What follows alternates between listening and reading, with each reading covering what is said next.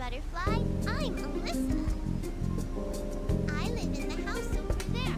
Where do you live, Mr. Butterfly? Great. She's at it again.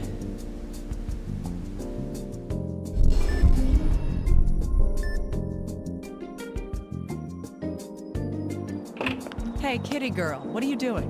No trespassing. Oh, Miss! Chloe's better. Chloe? Who are you talking about?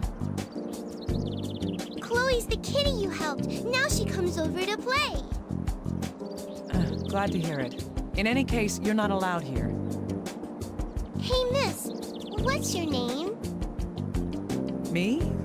Oh, I'm Naomi. Naomi Kimishima. Okay. Hi, Naomi. I'm Alyssa. I live just on the other side of the garden here. I see. That makes us neighbors. Yep, so I can come see you anytime I want. Now, Alyssa, this is a place where most people can't go. That's why I need you to... Oh, and who's this little princess? Am I intruding? Chief. Hello, mister. I'm Alyssa.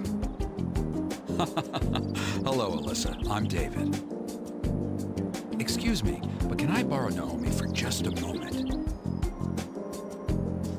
Okay, Naomi's got work to do, right? I'll be going then. Bye-bye, Naomi. See you later. It seems you've made a cute little friend. You know she doesn't have any security clearance, right? Now, you think I'm that uptight? It's not like we're using diamonds to decorate the garden. Anyway, you're here to talk about work, correct? I'm listening. Yes, a few hours ago, a body was found in Oxford. The FBI is requesting that we send you to investigate it.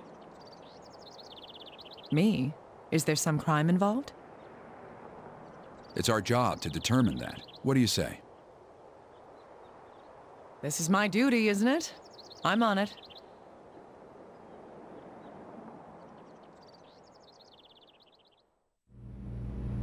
The victim lived in a cottage in Oxford with her husband. The husband called the police, saying he had killed her. When they arrived, she was on the floor with a chest wound.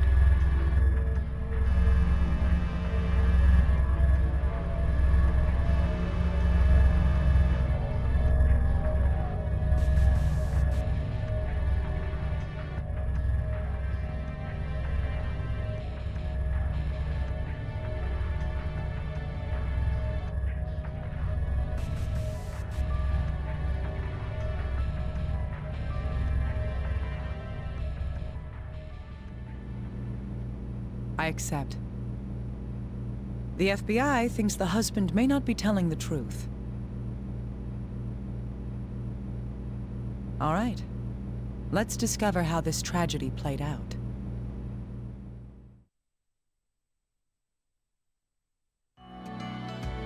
Tell me the facts we have, little guy. Yes, ma'am. The victim is 75-year-old Alma Parker.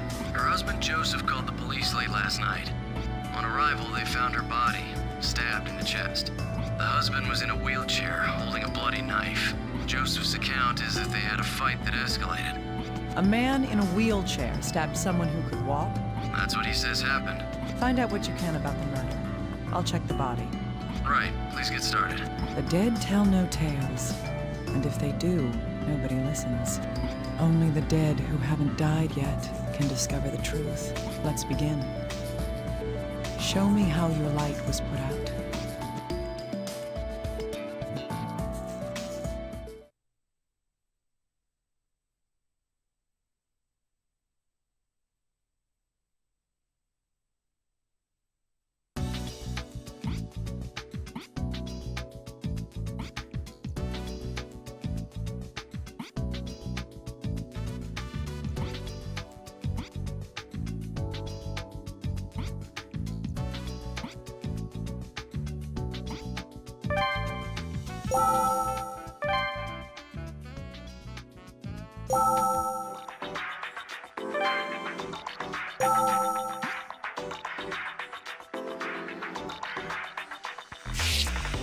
stains on the left sleeve. Was there a wound on the corpse's arm?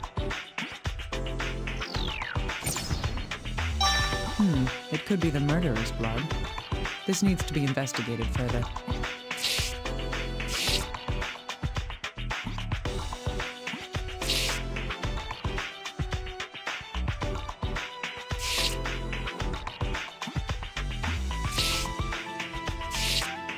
What's this? Is it hair? That's bizarre, because...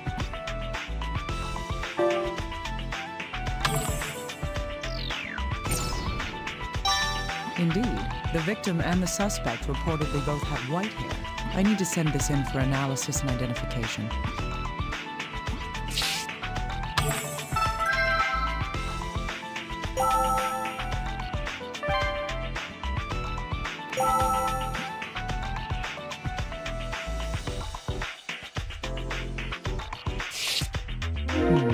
This must be the fatal stab wound. It has an odd shape. The weapon's cross-section must be...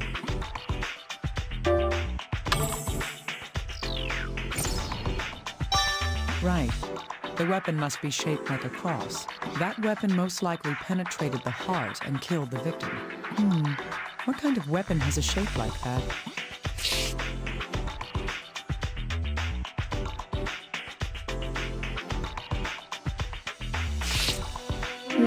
What could this be?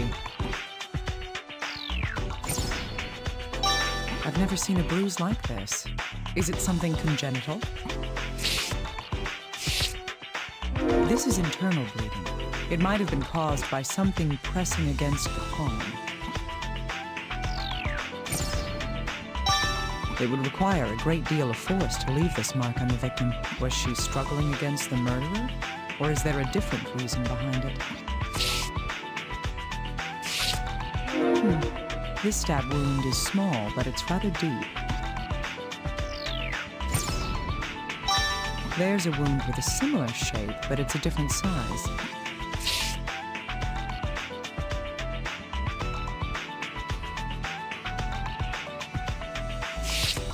The victim has a wound on her head. It's star-shaped? What can wounds tell us?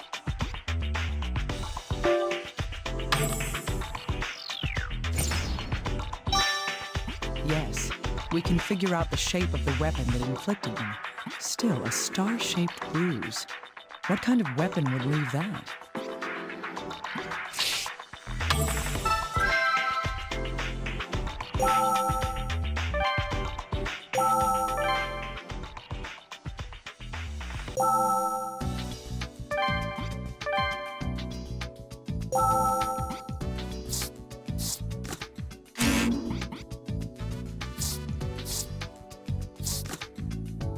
Hey, little guy, could you analyze this hair? Yes, of course. Dr. Kimishima, this isn't human hair. It seems to be from some sort of animal. Did the victims have any tame household creatures? You know, they're called pets. And no, there weren't any signs that they had any. Strange. Still, this is obviously not human hair. I can see cuticles, so this isn't synthetic hair or a fiber. All right. Can you identify what animal it's from? No, that's beyond my expertise. Oh, but I do see something odd about it. Go on. Well, the hair has a tip, but the other end doesn't have a root. No root. That means... So the hair had been cut. Right. This means that the hair didn't fall off the animal naturally. Why would something like this be on the corpse?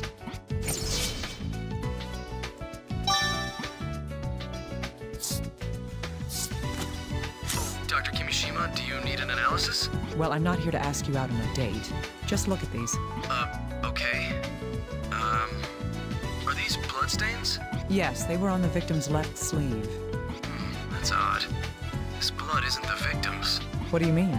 Well, the results say that only the H-type antigen was detected in this blood. That makes this blood type O. The victim has type A blood.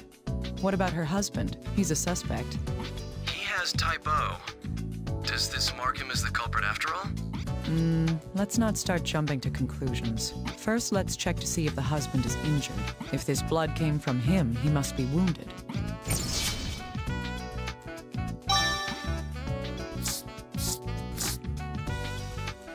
These stab wounds are different sizes, but they have the same shape.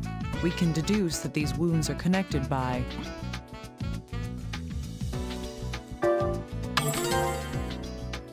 Yes. These two wounds were caused by the same strike, piercing all the way through her body. If that's the case, the entry wound was... Indeed. If something is pierced all the way through by a sharp implement, the entry wound must be at least as large as the exit wound. If these wounds were caused by the same strike, it would have to be 20 centimeters or longer. This isn't enough to identify a weapon, but it does get us one step closer.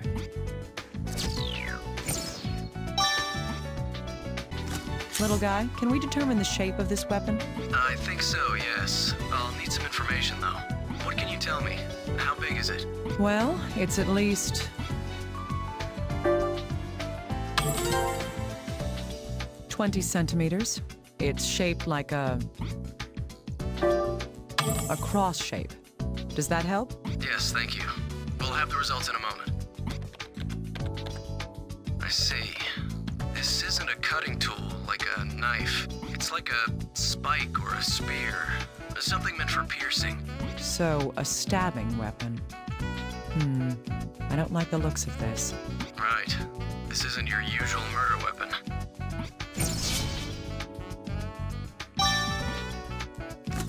Something's not right. What do you think, little guy? You mean the weapon in the shape of the wound, right? That knife isn't long enough to have done that, and it's nowhere close to the right shape. No, something else has to be the real murder weapon. The second thing this tells us is...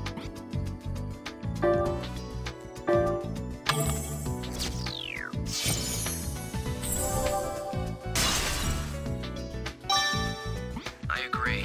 The husband's definitely lying to us about something. In any case, we know for sure that the knife isn't the murder weapon. However, we still don't have a clue what the real weapon was, or who the killer is. Take it easy. We just have to think about all of this. A sharp weapon, like a spear, that can go through a human body. We'll have to find out what it was.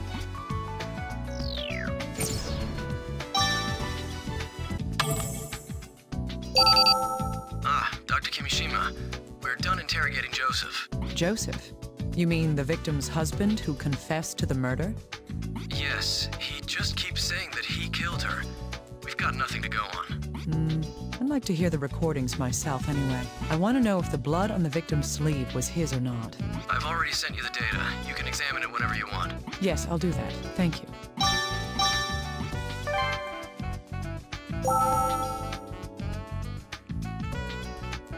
I've already told you people, it was a domestic dispute. I was angry at my wife and I stabbed her. That's all there is to it. So what if I'm in a wheelchair? It doesn't mean I can't stab someone. She was standing right in front of me, so I just shanked her right there. I turned myself into the police right after. You know what happened after that. What? What about my hand? I injured it, that's all. I see. The victim's husband does have an injury on his hand. This will prove that the bloodstains came from the husband.